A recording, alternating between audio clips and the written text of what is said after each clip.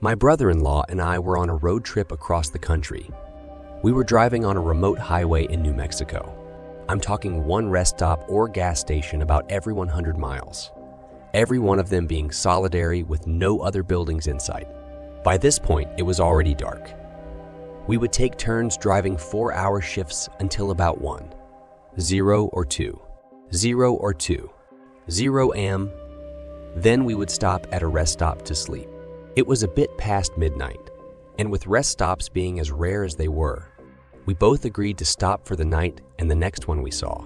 Another hour passed when we finally saw one. We took the exit and sure enough, there was your typical middle of nowhere rest stop. There was one other car parked in front of the doors, off to the side. We got out to go to the bathroom and walked up to the double doors, each of us grabbing a door handle. The doors were locked. I turned and looked around to see if there was a sign explaining why. I mean, the lights were on inside. It didn't look closed. I cupped my hands to the door and further surveyed the inside. That's when I saw it. There was a splash of bright red on what I assume was a closet door near the back. I suddenly realized that I was looking at a huge streak of blood. From the color alone, I could tell it wasn't dry. I froze up. My brother-in-law began banging on the door, trying to get someone's attention. I stopped him and pointed out the blood on the wall. I could see the color disappear from his face as he noticed it. We both turned to leave as we were getting back inside our car. I took a better look at the other car in the parking lot. It had no plates. It had multiple dents, and there was an empty gun rack in the back window of it. We pulled out, and as we were driving off, I saw the door to the rest stop start opening. I didn't really see anyone though. We pulled away before anyone actually came out. We weren't able to call the police for at least a couple hours. We had no service. When we finally did, they assured us they'd inspect the place. Days later, I called the sheriff's department in the county where we stopped that night, asking about what happened or what they found. They told me they'd search the records and call me back with what came up. As far as I know, I never received a call back.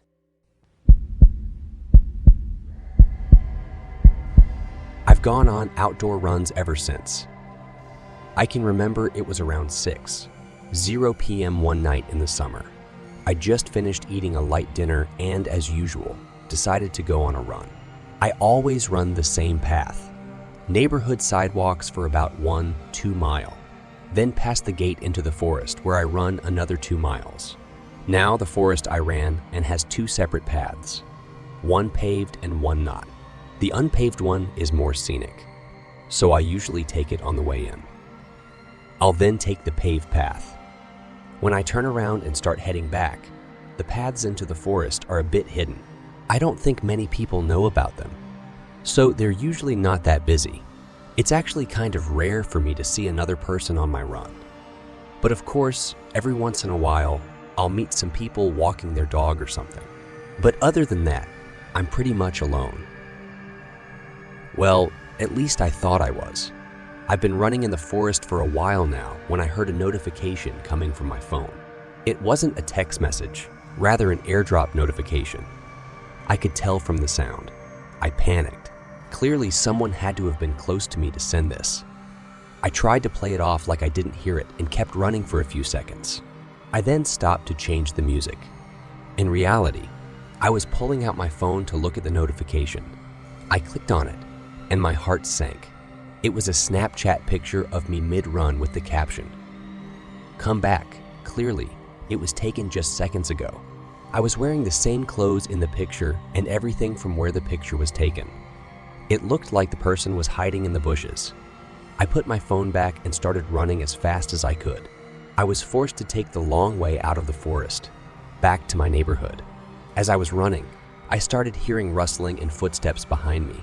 When I didn't turn back, knowing it would slow me down, I finally reached the edge of the forest. I began running through backyards to lose whoever was chasing me.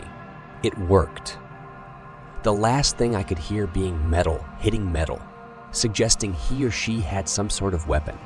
I still don't know who it was, as like I said, I never looked behind me. I don't even have the slightest clue what they looked like. I don't know what they wanted from me. I never ran in that forest again, and I've since turned off my phone's AirDrop completely.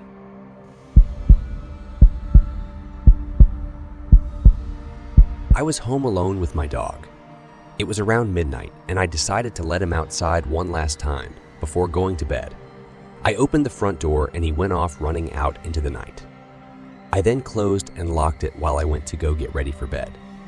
This was pretty routine. After using the bathroom, he usually liked to walk around for a few minutes before coming back inside. As I was walking back downstairs, I could hear scratching on the door. This was how my dog would let me know he was ready to be let back inside. So I headed over to open the door.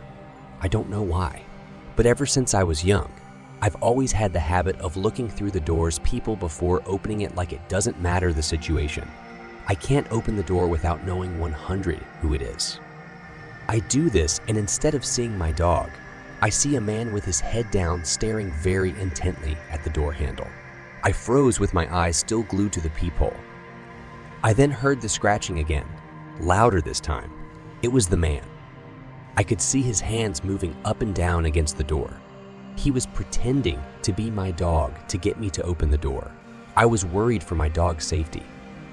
I wanted to call the police, but I didn't think they would take me seriously.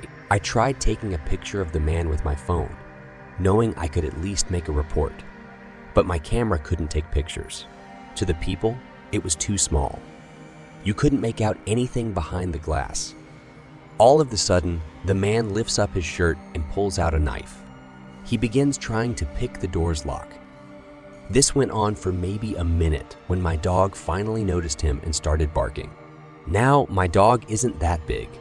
He's actually pretty small. But he has a deep-sounding bark that mixed with the fact that it was dark, and the man likely couldn't see my dog was enough to startle him into running off. My dog retook his place at the front door, to which I quickly opened it and let him back in.